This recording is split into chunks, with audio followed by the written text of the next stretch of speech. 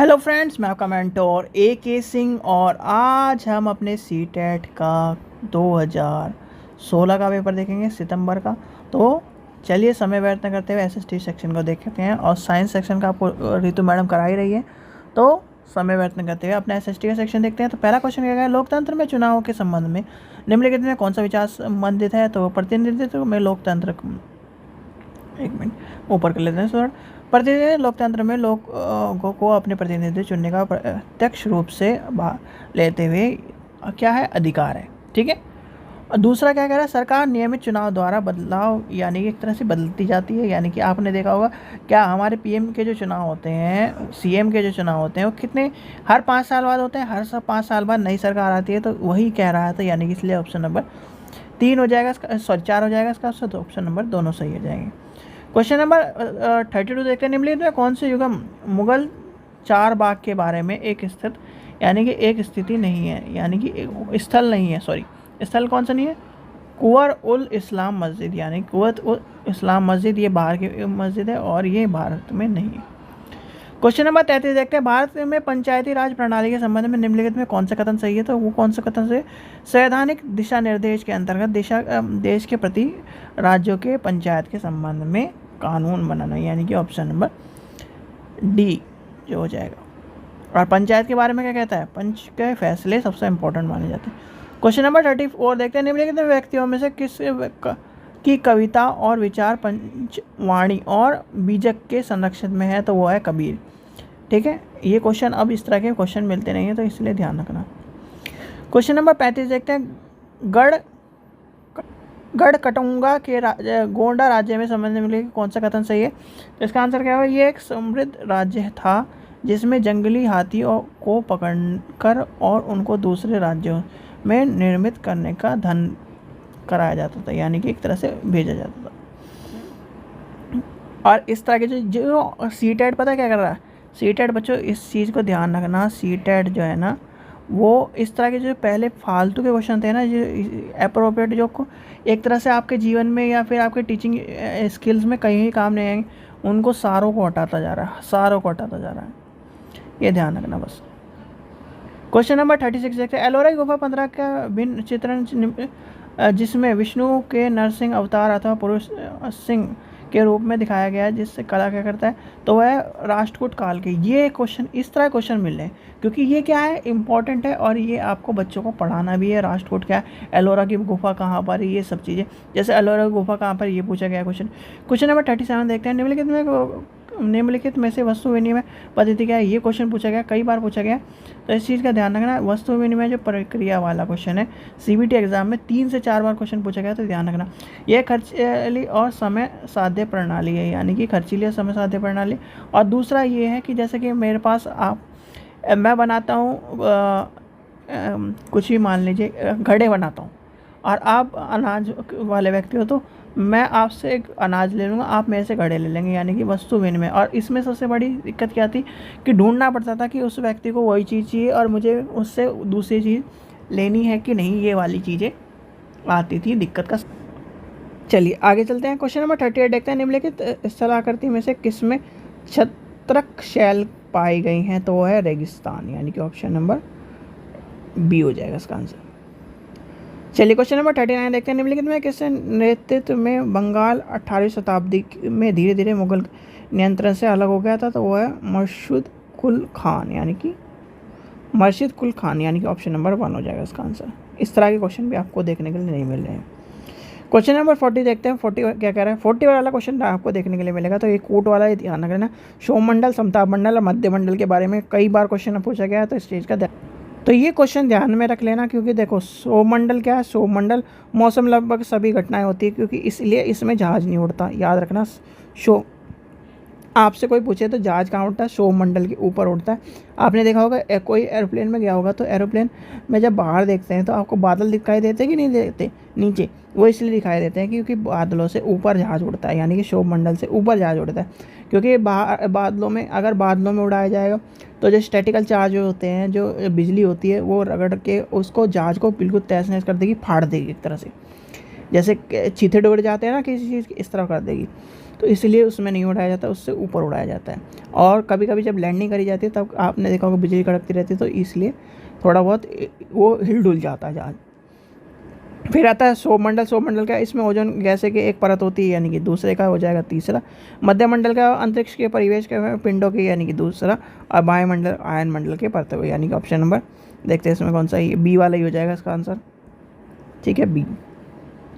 चलिए आगे चलते हैं। 41 देखते हैं, भारत के चिकित्सा पर्यटन के संदर्भ में कौन सा, भाई चिकित्सा पर्यटन में विदेशी पर्यटन जो भारत के उन अस्पतालों में अपना इलाज कराने के विशेष रूप से आते हैं जो अपने देश की तुलना में कम मूल्य। बिल्कुल सही। पहला तो वह भारत के भीतर के ही प्रवासी हैं जो एक राज्य से दूसरा गलत हो जाएगा, यानी कि पहला सही दूसरा गलत है।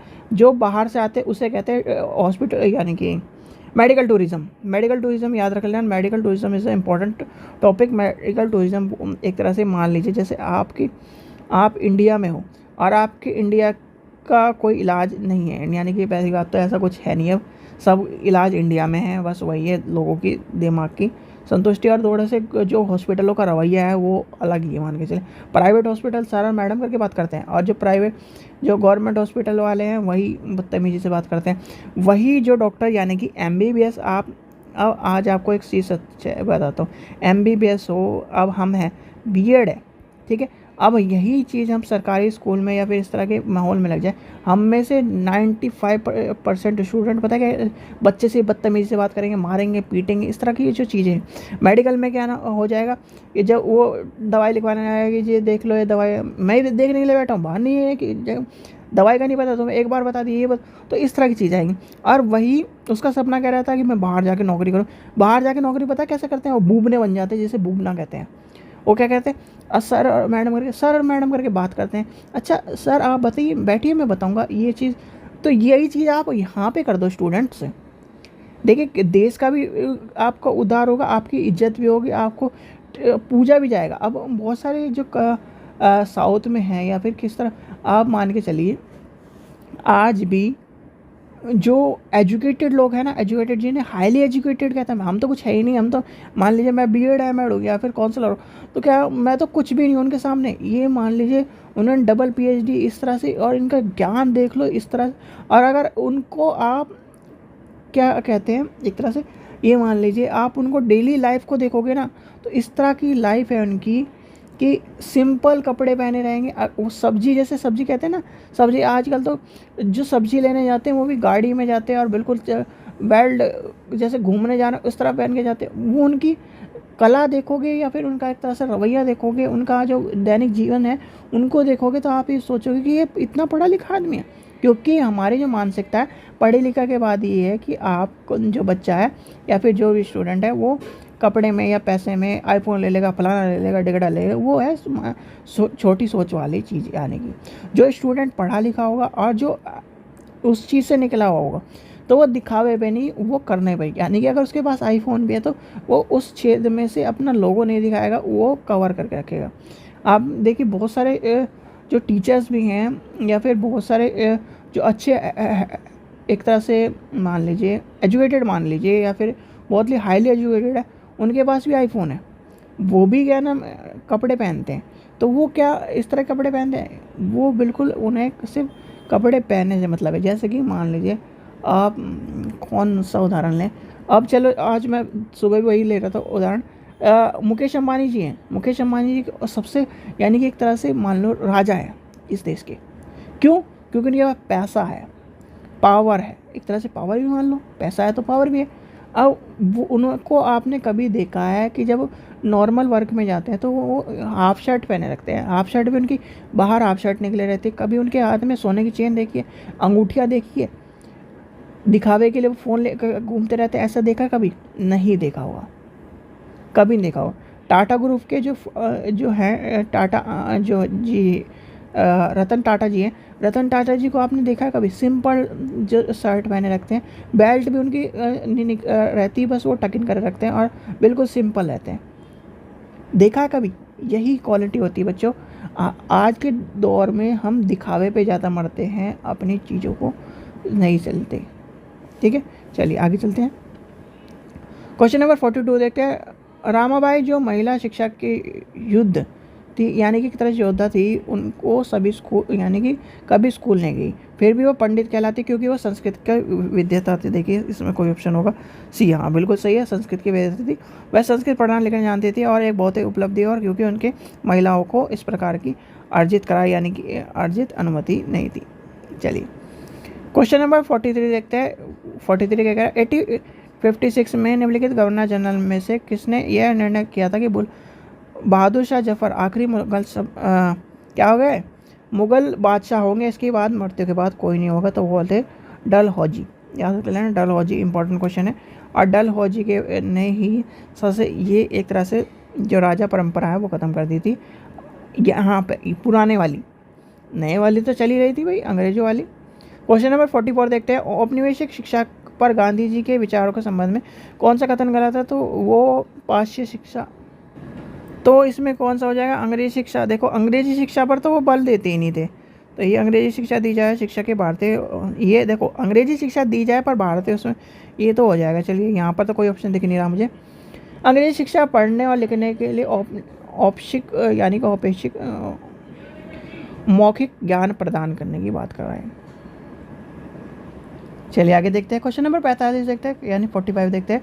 1857 के विद्रोह के तत्काल बाद ब्रिटिश सरकार के प्रशासनिक नीति में आए परिवर्तन का। देखो जब इसके बाद यानी कि 1857 का जो रिवॉल्ट हुआ था, सबसे बड़ा रिवॉल्ट माना जाता है। क्यों माना जाता है, इसमें हिंदू, मुस्लिम, सिख, ईसाई यानी कि एक तरह से सभी लोगों ने भाग लिया।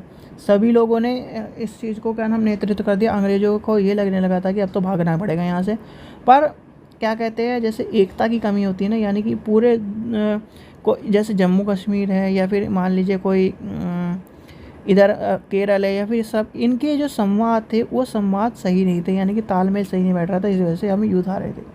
तो क्या हो जाएगा, 1857 के एक नए कानून पारित कर दिया ईस्ट इंडिया कंपनी का ब्रिटेन क्राउन में, या पहला सही है बिल्कुल। फिर दूसरा क्या है, यह तत्काल से दूसरा सही नहीं है, यानी कि ऑप्शन नंबर हो जाएगा, तो यानी कि ऑप्शन नंबर ए और बी हो जाएगा, यानी कि ए सही और बी गलत। क्वेश्चन नंबर 46 देखते हैं। दक्षिण भारत के नमक सत्याग्रह के एक देखिए इतना लंबा क्वेश्चन, ये जो क्वेश्चन है ना, विवृद्ध वाला क्वेश्चन जो पूछा गया है, इसमें ये चीज़ हटा दी गई है, सीधे सीधे इस बार ये पूछा गया था, नमक सत्याग्रह में दक्षिण भारत के से कौन से नेता ने अपना योगदान दिया था, इस तरह क्वेश्चन पूछा गया था, तो वो श्री गोपालाचार्य थे, यानी Gopalacharya, option number B. Question number 47 देखते हैं। 47 देखते क्या कहते, ज्योतिबा फुले ने पुस्तक गुलामगिरी को निम्नलिखित में से किन के समर्थन किया, तो वो है, उन्होंने अमरीकियों जिनको गुलाम से मुक्ति दिलाने के लिए अमरीकी गृह युद्ध में भाग लिया, यानी कि ऑप्शन नंबर सी हो जाएगा। और आपको पता है गृह युद्ध आपको जो अमेरिका वाला था, ब्लैक अमेरिकन और वाइट अमेरिकन वाली कहानी जो है, जिसमें बहुत सारे लड़े थे, और काला और गोरा आज भी मतलब बहुत सी जगह अमेरिका में काला और गोरा की माना जाता है इतने टाइम बाद होने के बाद। मतलब जैसे कि जॉर्ज बुश थे शायद जो मतलब जो अभी जॉर्ज बुश बोल रहा हूँ, इससे जो पहले ओबामा जी जो थे वो क्या थे, ब्लैक एक तरह से थे, और उन्होंने क्या करा, अमेरिका पर अपना वर्चस्व करा। तो उसके बाद थोड़ा सा जो बैलेंस हुआ है, यानी कि एक तरह से मान के चलिए, पर तब भी बहुत सारे लोग उनको पसंद नहीं करते थे, बहुत सारे लोग उनको अपना आदर्श मानते थे। तो यानी कि एक तरह से समझ के चलिए स्थिति सभी जगह एक जैसी ही है, चाहे इंडिया हो, चाहे वो अमेरिका हो, चाहे किसी भी देश की हो, कहीं ना कहीं क्रिटिसाइज होता ही रहता है। क्वेश्चन नंबर 48 देखते हैं। भारत के उच्चतम न्यायालय के में दो कथन है। उच्च न्यायालय राज्य सरकार के अंतर्गत आते हैं, उनके सभी कार्य, ये गलत है। उच्च न्यायालय सभी न्यायालयों के नियुक्त राज्य के मुख्यमंत्री के साथ, बिल्कुल गलत है, दोनों गलत है, क्योंकि उच्च न्यायालय का मतलब ये है कि सबसे ऊपर, और सुप्रीम कोर्ट का भी वही रूल है, तो यानी कि इसका हो जाएगा ए और बी, दोनों गलत है। चलिए आगे चलते हैं। क्वेश्चन नंबर 49 देखते हैं। 49 का निम्नलिखित मदों में से कौन सा मद कैल्को के नाम से जाने गए पुर्तगाली भारत की से यूरोप ले गए, क्या है वो, सूती कपड़ा, यानी कि ऑप्शन नंबर सी हो जाएगा इसका आंसर। क्वेश्चन नंबर 50 देखते हैं। एक शिक्षक अनुभव करता है कि उच्च प्राथमिक स्तर पर विषय का भार बहुत है, निम्नलिखित में सबसे यानी कि उपागम कौन सा सबसे उचित होगा। देखो जो ये क्वेश्चन है अभी थोड़ा सा, इसलिए मैं पेपर 2 में थोड़ा सा अटक के भी और आपको बहुत समझा के भी लेके चल रहा हूँ, थोड़ी बारीकी से भी लेके चल रहा हूँ, क्योंकि समझने पहली बात ये है कि समझना ही पड़ेगा क्वेश्चन को साथ के साथ, और आपको बताना पड़ेगा कौन सा क्वेश्चन किस तरह आ रहा है। देखो ये जो क्वेश्चन है इसमें पूछा गया है उच्च प्राथमिक स्तर वाली बात जो पूछी आज के टाइम पर पूछा गया, उच्च प्राथमिक स्तर पर कौन सा उपागम विषय आधारित या विषय को समस्या सुधार करने के लिए उपयुक्त है। ये क्वेश्चन पलटे यानी कि एक तरह से इस तरह से पूछा जा रहा है। तो ऐसे विषय वस्तु विकास के लिए विषय सीमाओं को पर करके कई प्रत्यय को सिखाते हैं, यानी कि यह मान लीजिए आपका SST है, SST में आपको क्या क्या सिखा रहा है बताइए। ज्योग्राफी सिखा रहा है, इकोनॉमिक्स सिखा रहा है, और क्या हिस्ट्री सिखा रहा है, और क्या सिखा रहा है भाई, पॉलिटिकल सिखा रहा है। तो यानी कि एक विषय में सारी चीज़ सिखा रहे, तो यानी कि ऐसे विषय पर ज़्यादा जोर दिया जा रहा है। जैसे छोटे बच्चों के में क्या पेपर 1 में आपने पढ़ा होगा ना, जब EVS है पहली और दूसरी क्लास में नहीं सिखाया जाता, पर हिंदी में सिखाया जाता है, उसे इंग्लिश में सिखाया जाता है, मैथ्स में सिखाया जाता है, वही बात कह रहा है, एक विषय सब चीज़ का है। क्वेश्चन नंबर 51 देखते हैं। अधिगम गहराई में स्थिति खनिजों को सापेक्ष तक पहुँचने के लिए गहरे छद्रक बनाए जाते हैं, इस प्रकार के छद्रकों को कहते हैं भाई बताइए। इंपॉर्टेंट क्वेश्चन है, तो इसे क्या कहते हैं। ऑप्शन नंबर हो जाएगा इसका, उत्खनन तो कहेंगे नहीं, प्राविधान, यानी कि ऑप्शन नंबर D हो जाएगा इसका आंसर। चलिए क्वेश्चन नंबर 52 देखते हैं। लद्दाख में पाए जाने वाले यूरेनियम एक उदाहरण है, तो किसका है, संभवतः संसाधनों का, यानी कि संभव है संसाधनों का, ऑप्शन नंबर C हो जाएगा। क्वेश्चन नंबर 53 देखते हैं। गर्म जल के झरने डैश से प्राप्त ऊर्जा के परिमाण स्वरूप बने हैं, तो वो किसके हैं, भूतत्वीय ऊर्जा के, यानी कि ऑप्शन नंबर हो जाएगा B। क्वेश्चन नंबर 54 देखते हैं। संसाधनों में प्रचलित रोपण कृषि के सही विश्लेषण को चयन करिए, निम्नलिखित में कौन सा सही हो जाएगा। तो इसका आंसर क्या हो जाएगा, ये हो जाएगा ऑप्शन नंबर D। ये वाणिज्यिक प्रकार की कृषि है जो प्रस्तुत क्षेत्रों में, यानी कि विस्तृत क्षेत्रों में पाई जाती है। क्वेश्चन नंबर 55 देखते हैं। मध्य और शीर्ष प्रबंधन की प्रतिभा सर्वाधिक उपलब्ध होने के विषय में लगभग निम्नलिखित में से किस नगरों को हमेशा प्राप्त होती है, तो वो क्या हो गया, बेंगलोर, यानी कि हो जाएगा option number B। Question number 56 देखते हैं। राज्य की विधायिका से यानी अंग से अभिप्राय है, तो विधायिका पता है आपको, नगर यानी कि नागरिकों द्वारा निर्वाचित प्रतिनिधित्व, यानी कि ऑप्शन नंबर C हो जाएगा इसका आंसर। क्वेश्चन नंबर 57 देखिए। फौजदारी कानून के अंतर्गत मामले का निवारण करने के लिए निम्नलिखित कौन सा कथन सही है, तो फौजदारी की बात है, सबसे पहले कानून यही हो जाएगा, पहला ही हो जाएगा, मैं कह रहा हूँ सबसे पहला ही हो जाएगा। सबसे पहले पुलिस के पास एक सूचना पत्र यानी कि FIR दर्ज कराए और उसके बाद अदालत में मुकदमा चलता है, ठीक है। चलिए क्वेश्चन नंबर 58 देखते हैं।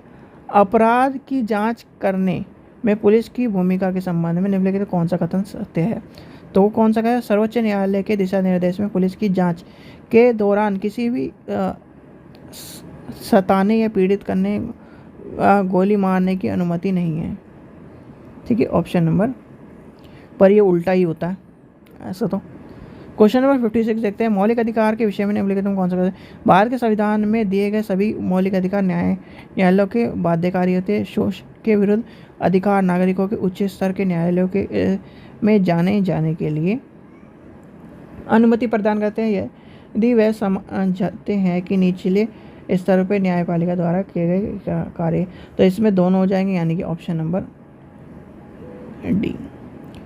क्वेश्चन नंबर ये 60 से लेकर 62 तक ये दिए गए।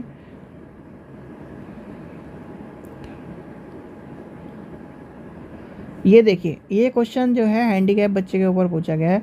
पहिएदार कुर्सी का उपयोग करने वाले रंजन की कक्षा विद्यालय भवन की 3री मंजिल पर लगाई गई। प्रत्येक विद्यालय की सहायता के प्रत्यक्ष रूप से उसे उठाकर विद्यालय भवन में, तो ये क्या कर रहा है, 15 के ये कह रहा है। सबसे पहले कह रहा है क्वेश्चन नंबर 60 देखते हैं। भारत के संविधान में किस अनुच्छेद के उल्लेख कर रहा है, तो ये कर रहा है 15, यानी कि ऑप्शन नंबर 15 में क्या कहा गया, अनुच्छेद 15 में क्या कहा है, और 61 देखते हैं, विकलांग अधिनियम 1955 में किस प्रावधान को पालन किया कर रहा है विद्यालय? तो वो कर रहा है ऑप्शन नंबर सी, रैंप वाले सार्वजनिक स्थानों व भवनों तक सुरक्षित पहुंचाना, यानी कि ऑप्शन नंबर सी। और इसमें एक चीज़ और रह जाएगी, तो अगर इस तरह की जो समस्या लगती है, क्या करते हैं, इस तरह की अगर बच्चों को मान लीजिए लगता है कि तीसरी मंजिल पे और इस तरह के बच्चा उस आपकी कक्षा में, तो प्रिंसिपल का ये कार्य होता है, जब स्कूल मैनेजमेंट में हम समझते हैं, जब आप हायर स्कूल क्लासेस में जाओगे तो स्कूल मैनेजमेंट एक टॉपिक होता है। स्कूल मैनेजमेंट में प्रिंसिपल का ये योगदान होगा, जब आपकी कक्षा में इस तरह का बच्चा है और उसे रोज़ रोज़ उठा के लेके जाने की इस तरह की बात करें, तो आपकी जो लोअर फ्लोर पर यानी कि ग्राउंड फ्लोर पर जो कक्षा होंगे उसे ऊपर कर दिया जाएगा ट्रांसफ़र, और जो वो वाला बच्चा है उससे कर दिया जाएगा नीचे। ये होता है स्कूल मैनेजमेंट में। स्कूल में सभी बच्चों का ध्यान रखें। रंजन के प्रति सहानुभूति के विकास के लिए विद्यार्थी के साथ किए गए निम्नलिखित में क्रियाकलाप का सर्वाधिक उपयुक्त है, तो होगा रंगमंच वाला हो जाएगा। एक भूमिका निर्वाह का नाटक का आयोजन कराया जाएगा, ये बिल्कुल सही है, रंगमंच वाला बिल्कुल सही है, ऑप्शन नंबर सी हो जाएगा इसका आंसर। क्वेश्चन नंबर 63, किसी ऐतिहासिक वर्ण का चुनाव करते समय निम्नलिखित में किसका उद्देश्य विचार किया जाता है? तो इसका आंसर हो जाएगा कारणात्मक संबंध और निष्क्रिय एक तरह से स्थापित करना, यानी कि option number D. Question number 64 देखते हैं, आप नए राज्य पाठ में चोल विषय पढ़ा, सॉरी रुकिए एक मिनट से, ये क्वेश्चन जो है, हाँ ये क्वेश्चन अभी जो रिसेंटली इसका पैटर्न तो बच्चों चेंज हो चुका है। इस तरह के क्वेश्चन अब मिलते नहीं है। इस तरह के क्वेश्चन पता है क्या किस तरह के मिलते हैं, घुमा फिरा, जैसे ये आपको मिला है कि प्रश्न नंबर इतना फलाना ढिगड़ा, ये सब चीज़ें बता दी। अब इस तरह के क्वेश्चन नहीं मिलते। अब क्या पूछता है सीधे चोल के विषय में, आप इनमें से कौन सा निम्नलिखित में से कौन सा सत्य है, इस तरह पूछता है। या फिर इस तरह पूछ लेगा आपकी पुस्तक में चोल विषय के बारे में संबंधित निम्नलिखित में से कौन सा विषय, यानी कि कौन से सही है। तो ये इस तरह क्वेश्चन है, तो इसलिए स्किप मार लो या फिर इसे पढ़ लो, एक बार चलो पढ़ लेते हैं। 64 में आप नए राज्य पाठ चोल विषय पढ़ा रहे हैं, यानी कि बच्चों को पढ़ा रहे हैं। आपके अंतर्गत अन्यंत्र खंड के चीन में अंतर्गत राजवंश पर सूची दी गई है। कक्षा 7 में हमारे अतीत इतने की सामाजिक विज्ञान के, यानी कि ये सब चीज़ें बताया, तो विद्यार्थी को रोचक तथ्य प्राप्त करेंगे जागरूकता कराने के, यानी कि ऑप्शन नंबर डी हो जाएगा इसका आंसर। क्वेश्चन नंबर 65 देखते हैं, आप देखते हैं कि सामाजिक विज्ञान की कक्षा में विद्यार्थी कुछ पूर्वाग्रह का प्रदर्शन करते हैं, अपनी सबसे उपयुक्त प्रतिक्रिया क्या करोगे?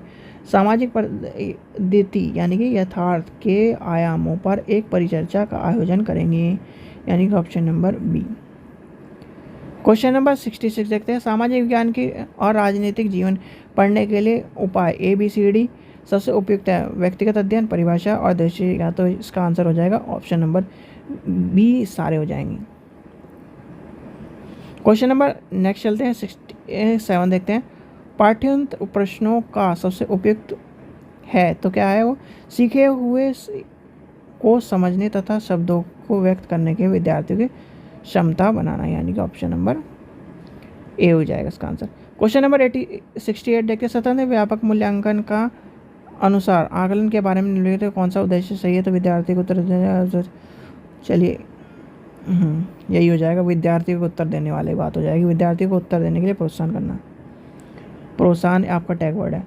क्वेश्चन नंबर 69 देखते हैं, इतिहास अपने लिए सहायक होगा, यानी कि वर्तमान में कैसे विकास हुआ ये समझने के लिए, ठीक है, हमारे भौतिक और सामाजिक विश्व की गति के अतीत के बारे में। तो इसका आंसर हो जाएगा सारी हो जाएगा, क्योंकि इतिहास जो है सारी चीज़ें हमें बताता है, ज्योग्राफी बताता है, पॉलिटिकल भी बताता है, इकोनॉमिक्स भी बताता है, इसलिए इतिहास को सबसे मेन माना जाता है। और जो SST वाले स्टूडेंट है, इतिहास और ज्योग्राफी कंपलसरी है, एक सब्जेक्ट होना ही चाहिए। क्वेश्चन नंबर 27 देखते हैं, एक शिक्षक भारत का विभाजन पर प्राथमिक स्रोत पर आधारित एक कार्य परियोजना यानी प्रोजेक्ट करवाना चाहता है, तो क्या हो जाएगा? उसके लिए क्या होगा? इनमें से उपयुक्त कौन सा नहीं है? उपयुक्त कौन सा नहीं है सबसे पहले तो आपको लिखाना है, और ये हो जाएगा उपन्यास, यानी कि ऑप्शन नंबर। उपन्यास क्या होता है? मनगढ़ंत कहानी एक तरह से मान के चलिए। क्वेश्चन नंबर 71 देखते हैं, उच्च प्राथमिक स्तर पर निम्नलिखित में से किस विषय को सामाजिक विज्ञान की सम्मिलित नहीं किया गया? तो सामाजिक विज्ञान में सम्मिलित कौन सा नहीं है? मनोविज्ञान में। मनोविज्ञान किसमें है? एजुकेशन में, याद रखना, EDU। एजुकेशन में जब आप बीएड और एमएड करते हो तब पढ़ते हो। क्वेश्चन नंबर 72 तक है, जब विद्यार्थी विभिन्न इस संदर्भ में रहने वाले दो व्यक्तियों की स्थितियों पर कई वर्ण दिए जाते हैं तब सामाजिक विज्ञान की कक्षा को अपने विद्यार्थियों को प्रोत्साहन करने के लिए प्रयास करना चाहिए, जिसमें क्या होगा, उस वर्ण के पात्रों के बारे में मूल परक निर्णय करेंगे, यानी कि ऑप्शन नंबर ए हो जाएगा इसका आंसर। क्वेश्चन नंबर 73 देखते हैं, उच्च प्राथमिक स्तर पर निम्नलिखित कथनों में से कौन सा कथन सामाजिक विज्ञान का सही वर्णन करता है। तो सामाजिक विज्ञान का सही वर्णन क्या करता है, कम वैज्ञानिक धारणा आधारित विचारात्मक वस्तु रोजगार वाली तो होगा नहीं, तो इसका आगे देखते हैं, यही दे रखा है, यह विवेचनात्मक सोच और कल्पनाशील, हाँ बिल्कुल सही, क्योंकि कल्पनाशील ही एक तरह से हिस्ट्री का जो मान लीजिए आपने कोई स्रोत निकाला, उसमें सारी चीज़ें आधी तो कल्पनाशील ही होती हैं, यानी 50% जो चीज़ें होती हैं हिस्ट्री में कल्पनाशील होती हैं। क्वेश्चन नंबर 74 देखते हैं, सामाजिक समानता के सिद्धांत को सुनिश्चित करने के लिए निम्नलिखित में कौन सा मानव मूल्य सर्वाधिक उपयुक्त है। तो वो होगा परस्पर आदर, यानी कि ऑप्शन नंबर डी हो जाएगा। क्वेश्चन नंबर 75 देखते हैं, एक शिक्षक चाहता है कि उसके विद्यार्थी नगर निगम को उपलब्ध धनराशि के स्रोत के पता लगाएं, निम्नलिखित में कौन सा, तो उसका हो जाएगा एक तरह से काउंसलर के साथ भेंट वार्ता, यानी कि जैसे आपने किसी एक उसे नगर निगम वाले को पकड़ लिया, उससे सारी चीज़ें उपलब्ध कराएं। क्वेश्चन नंबर 76 देखते हैं, निम्नलिखित में किस विषय को सामग्री को पाए आरेख द्वारा सबसे अच्छा तरीके प्रदर्शन करता है। तो जल हो जाएगा, यानी कि जल में ही सबसे आरेख बनता है।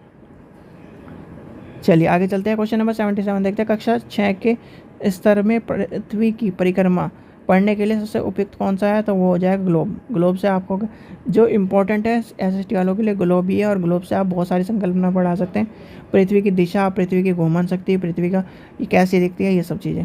क्वेश्चन नंबर 78 देखते हैं, विषय 1 और बी के बारे में लिंग समानता के बारे में चर्चा करेंगे। तो ये कौन सा करता है, ए श्रम की महत्वता ग्रह व्यवस्था की उत्पन्न, तो इसका आंसर हो जाएगा डी। 1 और 2 दो प्रासंगिक है, दोनों ही इंपॉर्टेंट है। चलिए आगे चलते हैं, क्वेश्चन नंबर 76 देखते हैं। क्वेश्चन नंबर 76 देखते हैं, विद्यार्थियों के इतिहासकारों को के समान सोच के लिए प्रोत्साहन करने हेतु निम्नलिखित में कौन से सर्वाधिक उपयुक्त है। तो वो हो जाएगा, तो इतिहास में एक चीज़ इंपॉर्टेंट होती है, वो होगी स्रोत विधि, तो यानी कि ऑप्शन नंबर बी हो जाएगा, ऑप्शन नंबर की हो जाएगा। क्वेश्चन नंबर 80 देखते हैं, कारखाना विषय को पढ़ने के लिए सबसे उपयुक्त विधि कौन सी है। तो किसी औद्योगिक कारखाने के यात्रा करा, यानी कि आयोजित कराना, ऑप्शन नंबर सी हो जाएगा इसका आंसर। क्वेश्चन नंबर 81 देखते हैं, ऋग्वेद के विषय में निम्नलिखित में तीन कौन सा का सही है। 3500 वर्ष पहले लिखा गया, रचना प्रकृति में की गई है, इसकी 1000 वर्ष, यानी तो यानी कि ए सी सही है और ए और बी दोनों गलत है, यानी कि ऑप्शन नंबर ये 1000 वर्ष से अधिक प्रार्थना है, इसमें प्रार्थना है, तो यानी कि ऑप्शन नंबर डी हो जाएगा इसका आंसर। क्वेश्चन नंबर 82 देखते हैं, मनाको पहाड़ी यानी कि हवाई द्वीप सागर की सतह के नीचे स्थित है, इसके ऊंचाई एवरेस्ट पर्वत से भी अधिक है, ये निम्नलिखित महासागरों में से किससे। तो ये क्या है, ये प्रशांत महासागर है, यानी कि ऑप्शन नंबर सी हो जाएगा इसका। विनय पिटक एक ग्रंथ है, तो विनय पिटक आपको पता ही बौद्ध धर्म का नियम का ग्रंथ है, यानी कि विनय पिटक, और ये क्वेश्चन पूछा गया तो याद रख लेना, सीबीटी एग्जाम में पूछा गया है। तो इस तरह का ये पूछे जा रहा है कि विनय पिटक क्या है, बौद्ध धर्म के नियमों से संबंधित किस चीज़ के बारे में, यानी कौन बताता है, तो वो होगा विनय पिटक। इस तरह से घुमा फिरा के क्वेश्चन पूछे जा रहे हैं। क्वेश्चन नंबर 81 देखते हैं, पटवारी के कार्य के लेखा भाग निम्नलिखित में कौन सा है। तो हो जाएगा तहसीलदार, और ये भी क्वेश्चन पूछा गया है, तो इसलिए ध्यान रखना। क्वेश्चन नंबर 85 देखते हैं, महापाषाणों के यानी कि महापाषाण के संबंध में कौन सा कथन सही है। तो पत्थर से संबंधित औजार बनाते थे। आगे देखते हैं, इसका उपयोग दफनाने के जगह को चिन्हित करने के लिए किया जाता था, यानी कि ऑप्शन नंबर डी हो जाएगा। एक मिनट, महापाषाणों के विषय में।